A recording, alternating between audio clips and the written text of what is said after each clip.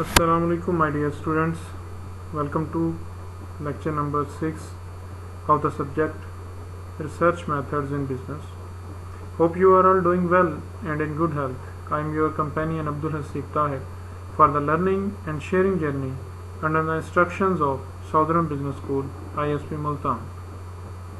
Dear students, हमारा आज का जो लेक्चर है बहुत अहम है, उस वाले से प्लीज़ बी अटेंटिव, इसको एक सिटिंग में सुनिएगा, बार बार उठेंगे, बार बार इसको स्टॉप करके कहीं इधर उधर की बातों में लगेंगे तो ये प्रॉपर आपको समझ नहीं आएगी।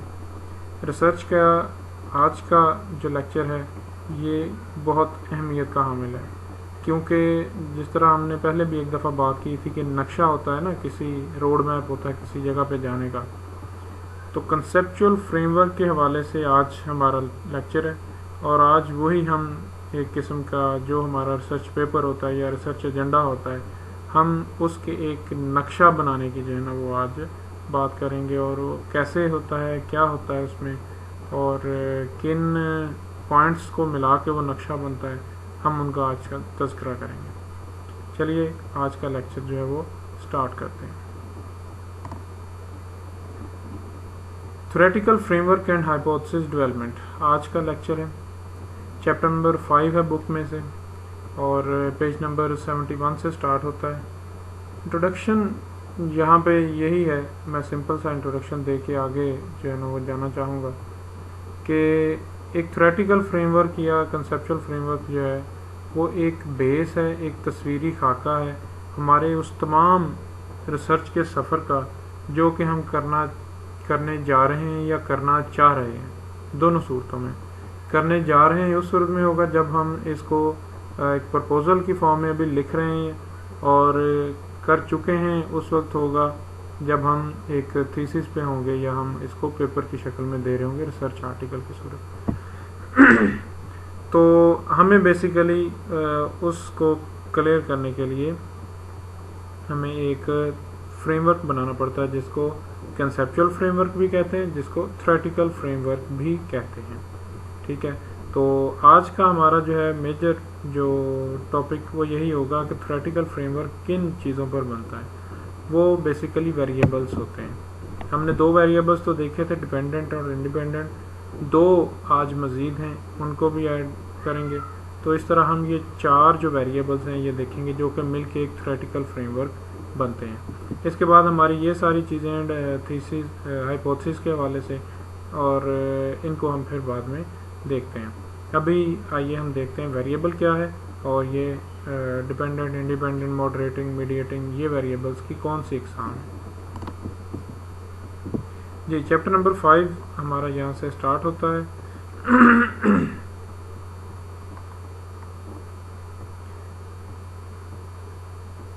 हमारा यहाँ पे अगर हम बात करें तो थ्योरेटिकल फ्रेमवर्क जो है इसकी ज़रूरत क्यों होती है। जैसे मैंने बताया किसी जगह पहुँचने के लिए एक नक्शे वगैरह के, तो ये बेसिकली एक नक्शा है, तो इसीलिए इसकी ज़रूरत होती है। ये कैसे बनता है, ये चंद वेरिएबल्स की सूरत में बनता है। वेरिएबल्स चार हैं, जिनमें से डिपेंडेंट और इंडिपेंडेंट दो वेरिएबल होना ज़रूरी हैं। दो होंगे तो हमारी रिसर्च कामयाब होगी, यानी एक वो जो कि चीज़ हम फाइंड करनी है वो डिपेंडेंट वेरिएबल, और जिस वजह से वो चीज़ जो है वो कम या ज़्यादा होती है वो इंडिपेंडेंट वेरिएबल होता है। मैंने आपको इंडिपेंडेंस डे से इसको याद करवाने का एक ट्रिक बताया था, तो आप उसके हवाले से भी उसको दें। तो वेरिएबल बेसिकली हम इन सब को कहते हैं। तो ये वेरिएबल क्या है? A variable is anything that can take on different और वेरिंग वैल्यूज़, जो अपने आप में चेंजिंग वैल्यू रखते हैं, जिसकी नेचर चेंज होने वाली हो, वो वेरिएबल कहलाता है। लाइक यहाँ पे एग्जांपल दिए हुए प्रोडक्शन के यूनिट्स हैं, एम्प्लॉयज़ की एब्सेंटी है, मोटिवेशन लेवल है, ये सारे के सारे वेरी करने वाली आइटम्स हैं। प्रोडक्शन के यूनिट्स डेली चेंज होते हैं, एब्सेंट लोग जो हैं डेली तादाद बढ़ती कम होती चेंज होती है, मोटिवेशन डेली और मुख्तलिफ लोगों की मुख्तलिफ होती है, तो ये चीज़ें वेरी करती हैं, तो इसलिए ये वेरिएबल कहलाते हैं। यहाँ तमाम की एग्जांपल्स मौजूद होंगी, ये तमाम एग्जांपल्स को देखना आपका जो है वो क्लैरिटी बढ़ाएगा, इसको लाजमी देख लीजिएगा। तो यहाँ 4 वेरिएबल्स की बात की गई है, डिपेंडेंट, इंडिपेंडेंट, मॉडरेटिंग और मीडिएटिंग। डिपेंडेंट वेरिएबल को क्राइटेरियन वेरिएबल भी कहते हैं और इंडिपेंडेंट को प्रेडिक्टर भी कहते हैं। प्रेडिक्टर यानी जिसकी वजह से प्रेडिक्ट हम करते हैं वो इंडिपेंडेंट है, और डिपेंडेंट वो जो कि डिपेंडेंट होता है इंडिपेंडेंस पे, तो वो क्राइटेरियन वेरिएबल जो कि ओरिजिनल क्राइटेरिया होता है। बेसिकली डिपेंडेंट वेरिएबल क्या है? डिपेंडेंट वेरिएबल जो है ये किसी भी रिसर्चर का प्राइमरी इंटरेस्ट होता है, प्राइमरी ज़रूरत होती है, या हम ये कह लें कि जो रिसर्चर का गोल होता है वो ही डिपेंडेंट वेरिएबल होता है। जो रिसर्चर को चीज़ मतलूब होती है, जो नतीजा अखज़ करना चाह रहा होता है, वही डिपेंडेंट वेरिएबल होता है। इसकी हम पहले भी बात कर चुके हैं, मज़ीद यहाँ पे उसकी एक एग्जांपल मौजूद है। वो कहता है कि a manager is concerned that sales of a new product introduced after test marketing it do not meet with his expectations। उसने टेस्टिंग की और सही उसके एक्सपेक्टेशंस पर जो है ना प्रोडक्ट डेवलपमेंट पूरी नहीं आ सकी न्यू। अब वो देखना चाह रहा है क्या वजह है। Dependent variable here is sale, उसका मकसद सेल को देखना है। तो इसलिए यहाँ पे इस पूरी रिसर्च फिनोमेना में या रिसर्च प्रॉब्लम में जो फिनोमेना है जो उसने फाइंड आउट करना है वो सेल है, यानी उसको सेल से मतलब है कि सेल क्यों कम या ज़्यादा हुई है या क्यों कामयाब नहीं हुई। और इसी सूरत में जो है ना वो देखना चाह रहा है कि न्यू प्रोडक्ट जो है वो क्यों उसकी सेल जो है वो कम या ज़्यादा हुई है। तो ये यहाँ पे इसकी डिटेल बताई हुई है। खैर यहाँ बताने का मकसूद इसका यही था कि इसमें चूँकि मकसूद उसका जो मकसद है वो सेल है, सेल के मतलब इंफॉर्मेशन लेना है, तो सेल हमारा डिपेंडेंट वेरिएबल है। यहाँ एक एक्सरसाइज दी हुई है, उसका आंसर यहाँ पहली 2 एक्सरसाइजेज में मैंने दे दिया है। छोटी छोटी है कि एक फिगरा लिखा गया, उसमें पूछा है कि डिपेंडेंट वेरिएबल इसमें क्या है, वो यहाँ मैंने इनके जवाब दिए हैं। इंडिपेंडेंट वेरिएबल क्या है? इंडिपेंडेंट वेरिएबल वो वेरिएबल जो मैंने पहले भी डिस्कस किया था, जो कि इंडिपेंडेंटली होता है, जो अकेला रह सकता है, जो कि अब दूसरों पर इफेक्ट डाल रहा होता है। यानी डिपेंडेंट जो है वो इस इंडिपेंडेंट वेरिएबल के ऊपर डिपेंड कर रहा होता है। मैं दोबारा रिपीट करता हूँ, डिपेंडेंट वेरिएबल जो है वो डिपेंड कर रहा होता है किस पर? इंडिपेंडेंट वेरिएबल पर, जो कि अलोन, स्टैंड अलोन वेरिएबल होता है, जो कि इंडिपेंडेंट होता है, जो कि आज़ाद होता है। ठीक है, तो इंडिपेंडेंट वेरिएबल जो है ये बेसिकली जो है ना उस डिपेंडेंट वेरिएबल पर पॉजिटिवली या नेगेटिवली इम्पैक्ट डालता है, इन्फ्लुएंस रखता है। इसकी कमी या ज़्यादती से वो भी कम या ज़्यादा होता है, तो ये इंडिपेंडेंट वेरिएबल होता है। मुख्तलिफ इसकी जो कंडीशंस यहाँ पे ये 4 डिस्कस की गई हैं, आप इनको पढ़ लीजिएगा, ईजी है, कोई इतनी जो है ना वो इसमें नहीं है। यहाँ एक एग्जांपल दी गई है कि वही प्रोडक्ट डेवलपमेंट के हवाले से क्या किया जाए तो कैसे हो।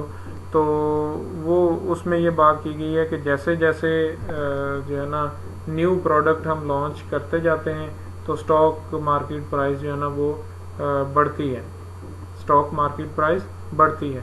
हम जैसे जैसे कोई कंपनी नई प्रोडक्ट लॉन्च करती है उसकी स्टॉक मार्केट में प्राइस उसकी या उसके शेयर्स बढ़ते हैं। तो इस सूरत में जो है वो सक्सेस ऑफ न्यू प्रोडक्ट जो है ये इंडिपेंडेंट है, यानी जितनी सक्सेस हो रही होगी वो क्या कर रही होगी? स्टॉक मार्केट की प्राइस बढ़ रही होगी। तो यहाँ पे न्यू प्रोडक्ट मार्केट जैसे जैसे बढ़ रही है, स्टॉक मार्केट वैसे वैसे बढ़ रही है या इफेक्ट हो रही है, इन्फ्लुएंस हो रही है। तो इस पूरी एग्जांपल में फिर ये इंडिपेंडेंट वेरिएबल कहलाया और ये वाला जो है ये डिपेंडेंट वेरिएबल कहलाया। ठीक है, यहाँ पे इसकी एक फिगर में भी जो है वो शेयर किया गया, क्योंकि ऐसे ही फिगर्स में होता है। इन फिगर्स की शेप गोल हो, चकोर हो, ये इस तरह हो, मुस्ततील हो, टेढ़ी मेढ़ी हो, कुछ भी हो, ये सिर्फ दायरे या उनका बॉर्डर लगाने का मकसद सिर्फ एक शक्ल देना होता है, इसका वेरिएबल कहलाने से कोई ताल्लुक नहीं है। तो यहाँ पे वो 2 एग्जांपल्स दे रहा है कि न्यू प्रोडक्ट की सक्सेस और स्टॉक मार्केट की प्राइस जो है वो बढ़ती है। हमेशा इंडिपेंडेंट से डिपेंडेंट की तरफ ये तीर का निशान जाता होता है, ये इसकी एक निशानी भी होती है। तो इंडिपेंडेंट वेरिएबल ये है और यहाँ इसमें डिपेंडेंट वेरिएबल ये है। यहाँ सेम एग्जांपल दूसरी दी गई है कि मैनेजेरियल वैल्यूज़ अगर हम अडॉप्ट करते हैं तो हमारा पावर डिस्टेंस जो है ना वो बढ़ता है। तो अगेन ऐसे ही है, इंडिपेंडेंट वेरिएबल है और ये डिपेंडेंट वेरिएबल है। अगर यहाँ पे ये दोनों चीज़ें ना भी लिखी हों तो ये जो एरो का निशान है जिस तरफ को जा रहा होगा तो स्टार्टिंग पॉइंट इसका इंडिपेंडेंट वेरिएबल्स होते हैं और जो इनका टच पॉइंट होता है फाइनल डेस्टिनेशन, वो डिपेंडेंट वेरिएबल्स होते हैं।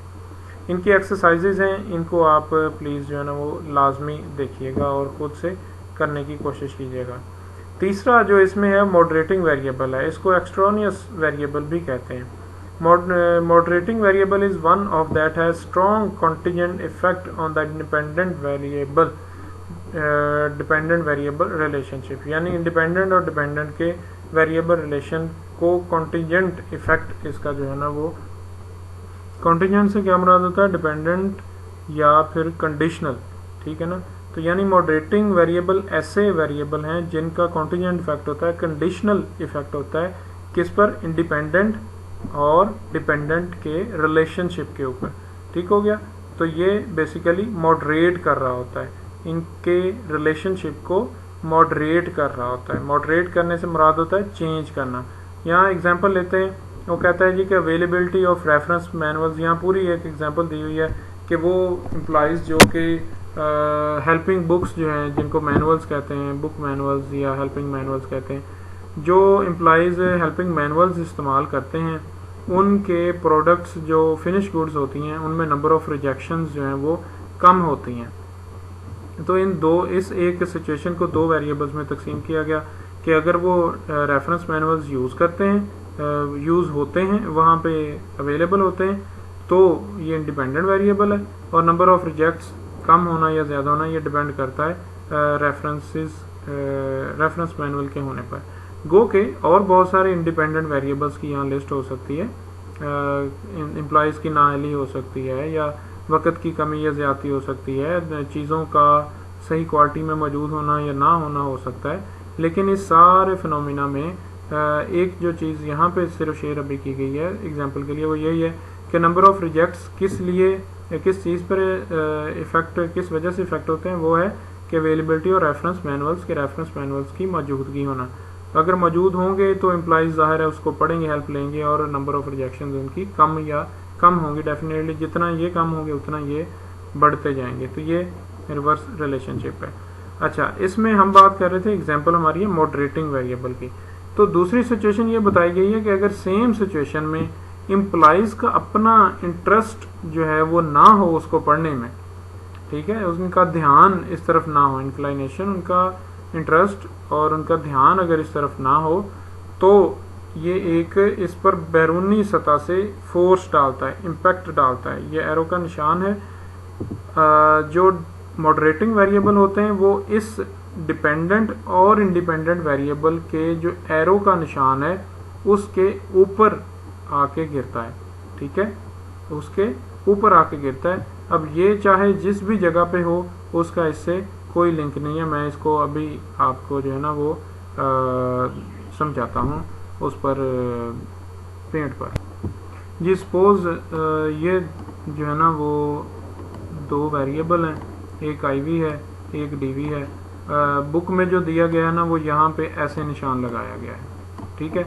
ये आईवी हो गया चूँकि यहाँ से वैल्यू आ रही है, तीर का निशान आ रहा है, और ये डीवी है जहाँ से वैल्यू तीर का निशान जा रहा है जिसकी तरफ।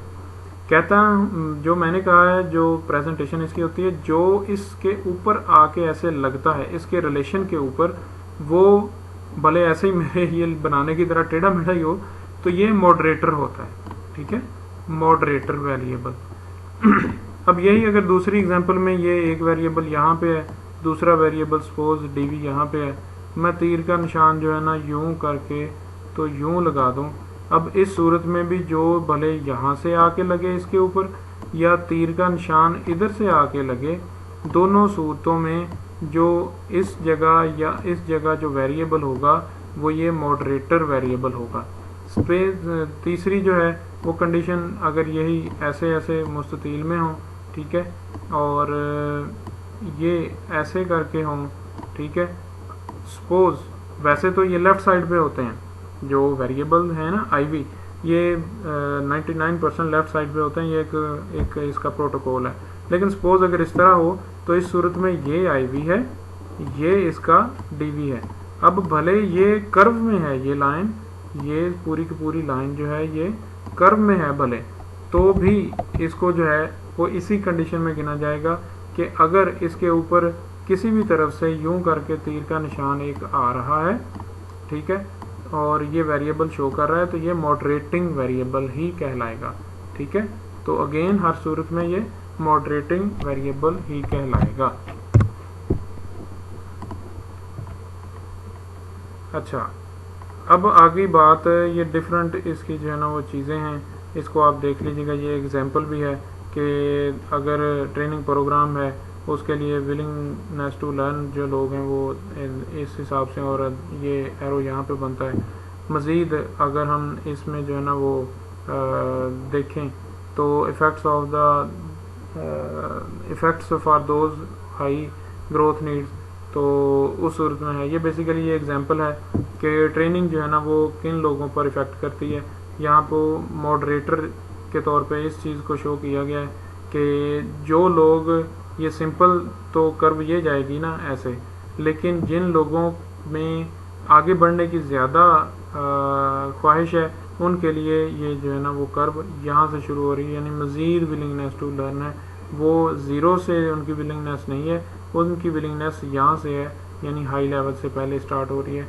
तो ये बेसिकली उसको मॉडरेटर हैं, ठीक है। ये एक्सरसाइजेज हैं, इनको दोबारा देख लीजिएगा। मीडिएटिंग वेरिएबल को इंटरवीनिंग वेरिएबल भी कहते हैं, यानी जो कि दो वेरिएबल्स को के रिलेशन को इंटरवीन कर रहे होते हैं, ठीक है। Variable is one of surface between the time the independent variable start operations to influence the dependent variable and the time their impact is felt on it, ठीक है। यहाँ बात जो की गई है वो ये है कि फर्स्ट जब स्टार्ट हुआ उसका इम्पैक्ट, और टाइम 1 है, टाइम 2 में आके अगर उसमें कुछ मजीद एडिशन हुआ है तो उसका थर्ड लेवल जो डिपेंडेंट है उसका मैग्नीट्यूड बढ़ जाएगा या मैग्नीट्यूड उसका कम हो जाएगा।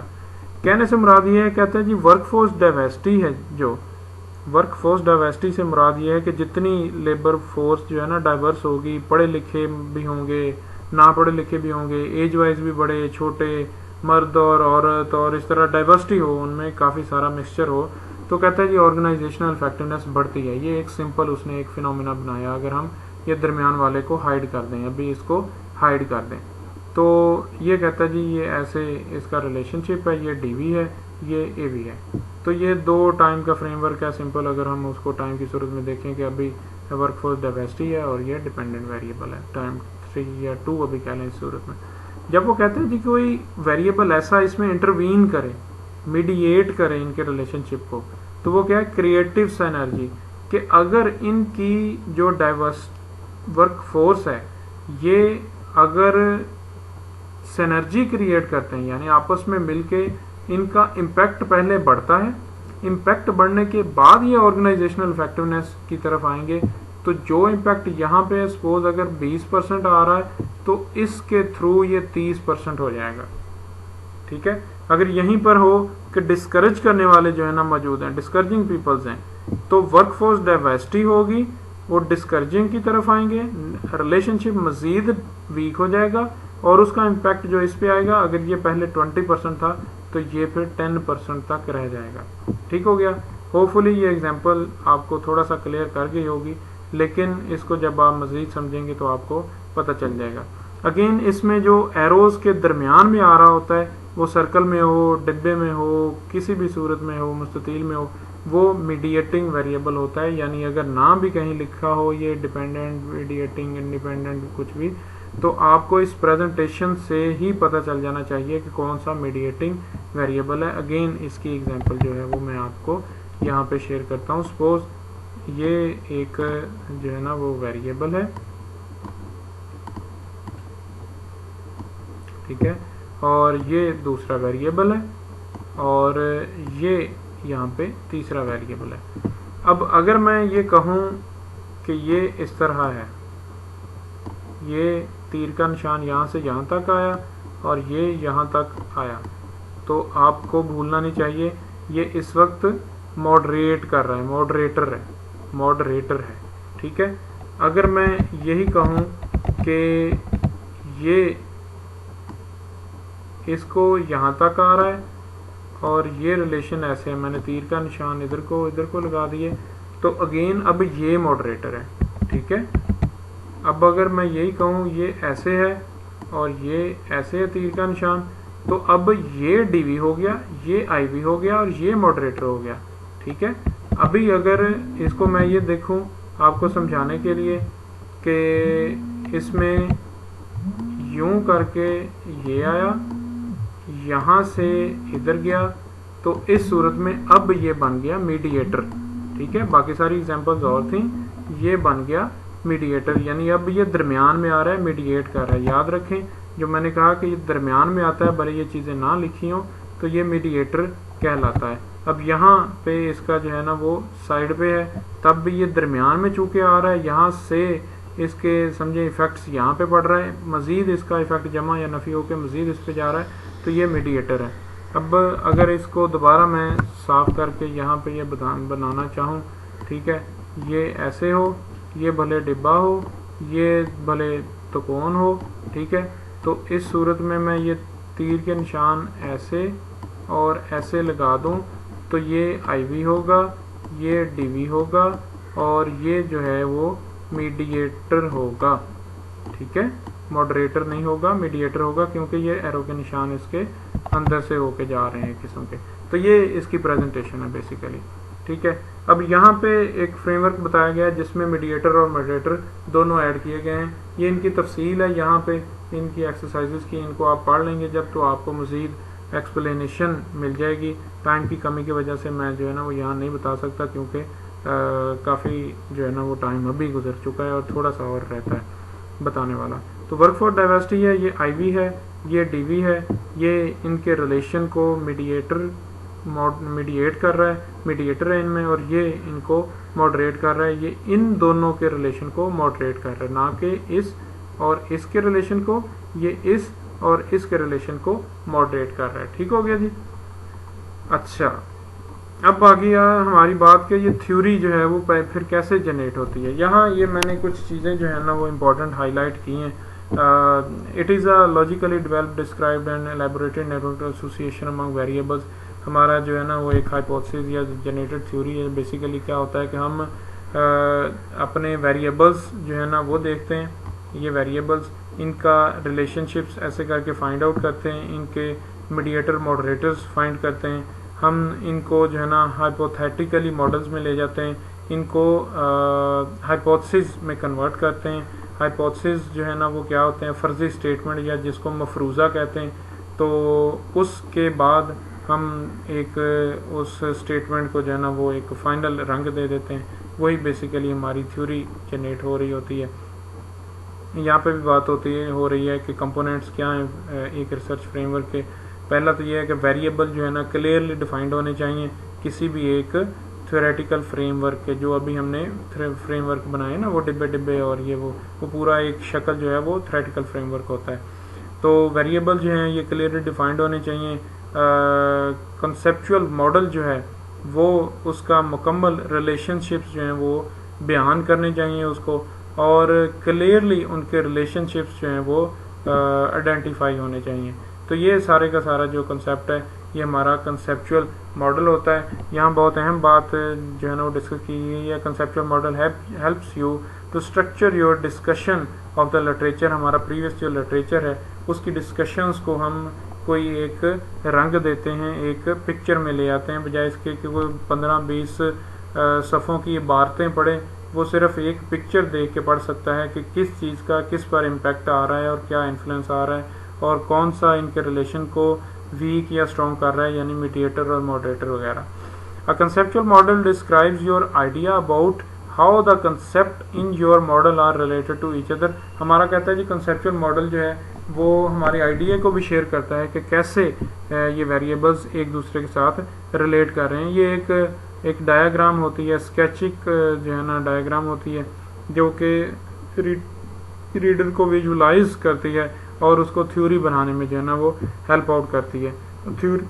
थ्योरी क्या है जी? थ्योरी और a clear explanation for relationship in your model is last component of theoretical framework. एक स्टेटमेंट होती है जो कि हमको बयान करती है फाइनल कंक्लूजन्स, ठीक है, वो एक लास्ट स्टेज है हमारे चीज़ों की एक्सप्लेनेशन की। हाइपोथेसिस डेवलपमेंट हमारा नेक्स्ट जो है ना वो पॉइंट है। ये यहाँ तक हम इसको पढ़ चुके हैं। हाइपोथेसिस डेवलपमेंट अब हमारा यहाँ पे पॉइंट है। डेफिनेशन क्या है? Hypothesis can be defined as a tentative yet testable statement which predicts what you expect to find in your empirical data. वो कहता है जी कि ऐसी स्टेटमेंट, ऐसी एक चीज़ जो कि टेस्टेबल होती है, येट टेस्टेबल, अभी तक टेस्टेबल होनी होती है, टेंटेटिव एक कच्ची पक्की सी होती है। ऐसी स्टेटमेंट जो अभी कच्ची पक्की है जिसको अभी हमने टेस्ट करना होता है, ठीक है जी। इसको हम दूसरे लफ्ज़ों में एक कहते हैं टेस्टेबल स्टेटमेंट, या हम इसको ये कहते हैं कि ये सादा अल्फाज में कि ये एक मफरूज़ा है, एक फ़र्ज़ी बात है, ठीक है। तो हम अपना जो भी रिसर्च फ्रेमवर्क बनाते हैं उसके हिवज़ हम एक फ़र्ज़ी बात भी लिखते हैं, एक हाइपोथेसिस भी लिखते हैं। लाइक यहाँ पे हाइपोथेसिस जो लिखा गया है वो ये है, workforce diversity has a positive effect on organisational effectiveness. वही जो हमने वर्कफोर्स डाइवर्सिटी वाला पढ़ा था कि जितनी ज़्यादा लेबर डाइवर्स होगी वो कहता है जी पॉजिटिव इम्पैक्ट आता है। तो ये एक हाइपोथेसिस जो है वो जनरेट किया गया है, एक फ़र्ज़ी बात जनरेट की गई है जिसको अभी टेस्ट किया जाना है। यहाँ इसकी डिटेल दी गई है, आप लोग पढ़ लीजिएगा। अगेन टाइम की कमी की वजह से मैं वो आपसे शेयर नहीं कर सकता। हमारी स्टेटमेंट्स जो होती हैं ये हाइपोथेसिस की, ये बाज़ दफ़ा इफ़ और देन की स्टेटमेंट्स में भी होती हैं। यहाँ इन दोनों स्टेटमेंट्स को पढ़ लीजिएगा, आपको इसका अंदाज़ा भी हो जाएगा। यानी यहाँ पे एक कंडीशंस के तौर पे जो है ना वो चीज़ इफ़ और देन की स्टेटमेंट्स में शेयर की जाती है। अच्छा, हाइपोथेसिस की दो मेजर जो है ना वो टाइप्स में तकसीम उनको किया जाता है, एक डायरेक्शनल और नॉन डायरेक्शनल, और दूसरा नल और अल्टरनेटिव हाइपोथेसिस है। डायरेक्शनल हाइपोथेसिस और नॉन डायरेक्शनल हाइपोथेसिस कौन से होते हैं? ये कौन से ऐसी मफरूज़े होते हैं, कौन सी फर्जी स्टेटमेंट्स होती हैं? ऐसी स्टेटमेंट्स जो कि positive, negative, more than, less than, इन चीज़ों को इस्तेमाल कर रही हो तो वो डायरेक्शनल हाइपोथेसिस होते हैं। Like the greater the stress explained in the job the lower the job satisfaction of employees.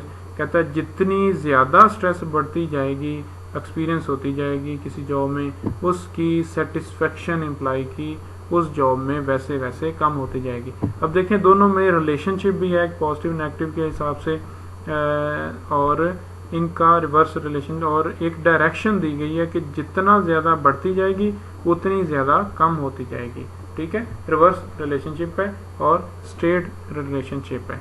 Non directional कौन सा होता है? नॉन डायरेक्शनल जिसमें कि किसी किस्म की कोई डायरेक्शन नहीं दी होती लेकिन उनमें रिलेशनशिप बाहर का मौजूद होता है।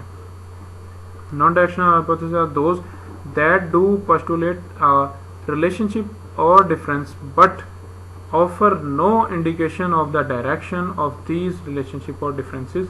यानी उनमें डिफरेंस और रिलेशनशिप तो पाया जाता है लेकिन उनका कोई डायरेक्शन नहीं बताई जाती। Like there is a relation between arousal seeking tendency and consumer preferences for complex product designs।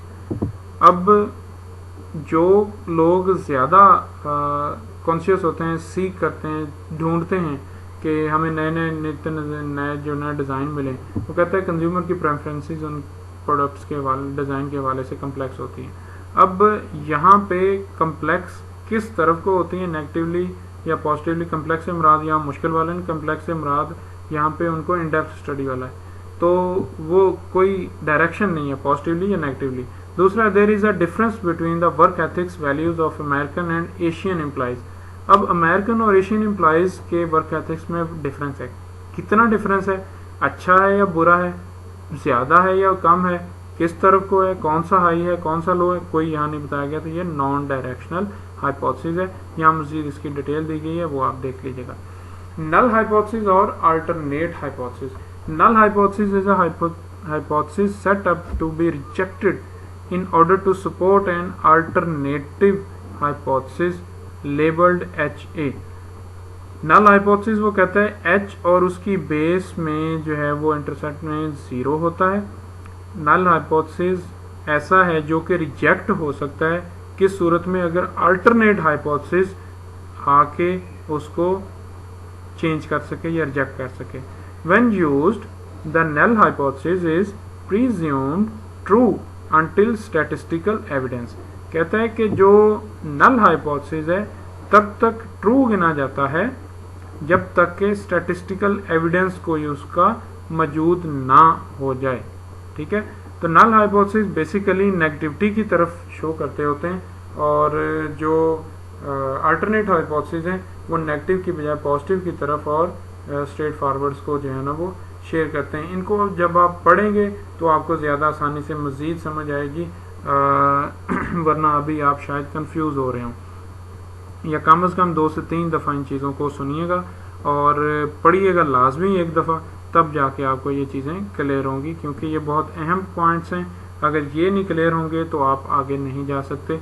और मीनवाइल आप मेरे से रब्ता भी कर सकते हैं व्हाट्सएप पर। Typically the null statement is expressed in terms of there beginning no significant relationship between two variables or no significant difference between two variables। वो कहते हैं जी कि नल स्टेटमेंट जो है बेसिकली वो इनकार की तरफ होती है कि कोई खास सिग्निफिकेंट होता है वाजे, कोई खास रिलेशनशिप मौजूद नहीं है जी इन दो वेरिएबल में, या कहता है कि खास कोई डिफरेंस मौजूद नहीं है इन दो वेरिएबल में। जबकि वो कहता है कि alternate hypothesis which is opposite of the null is statement expressing a relationship between two variables और इंडिकेटिंग डिफरेंस बिटवीन ग्रुप्स, और उनके ग्रुप्स में डिफरेंस भी बयान करता है या उनमें कोई ना कोई एक्सप्रेस करता है रिलेशनशिप। ठीक है, यहाँ इनकी जो है ना वो एक प्रेजेंटेशन है। नल हाइपोथेसिस जो है ना वो यूं होते हैं एम और यू, और ये आप यहाँ पे पढ़ लीजिएगा, स्टेटमेंट्स आपको पता चल जाएगा। वो कहता है जी कि अगर मेन की मोटिवेशनल लेवल जो है ना वो वुमेन के मोटिवेशनल लेवल के बराबर होता है, या इन दोनों का डिफरेंस जो है ना वो ज़ीरो होता है, यानी इन दोनों में कोई फ़र्क नहीं होता, तो ये एक नल हाइपोथेसिस है। अगर इसी को अल्टरनेट हाइपोथेसिस में करें तो वो कहता है जी कि जो मेन का जो है ना लेवल ऑफ मोटिवेशनल लेवल जो होता है मेन का वो कम होता है, वुमेन का ज़्यादा होता है। या वो यहाँ पे दूसरी स्टेटमेंट में कहता है इसी को उलट करके कि जो वुमेन का है वो थोड़ा होता है और वुमेन का बड़ा होता है जो वैल्यू लेवल ऑफ मोटिवेशन है, और मेन का जो है ना वो लेवल ऑफ मोटिवेशन कम होता है। तो ये इस तरह इनकी प्रेजेंटेशंस में इसको शेयर किया गया है। तो ये सारी चीज़ें आपके पढ़ने वाली हैं, जब तक आप पढ़ेंगे नहीं तब तक आप इसको जो है ना वो हल नहीं कर सकेंगे और इसको फॉरवर्ड नहीं हो सकेगी हमारी रिसर्च। तो नेक्स्ट लेक्चर तक के लिए जो है ना वो इतना ही, काफ़ी टाइम ले लिया, माजरत। तो चीज़ें लेकिन एक्सप्लेन करना ज़रूरी थी तो इसलिए टाइम लग गया। तब तक नेक्स्ट लेक्चर तक के लिए जो है ना वो अपना ख्याल रखिएगा। अल्लाह हाफिज़।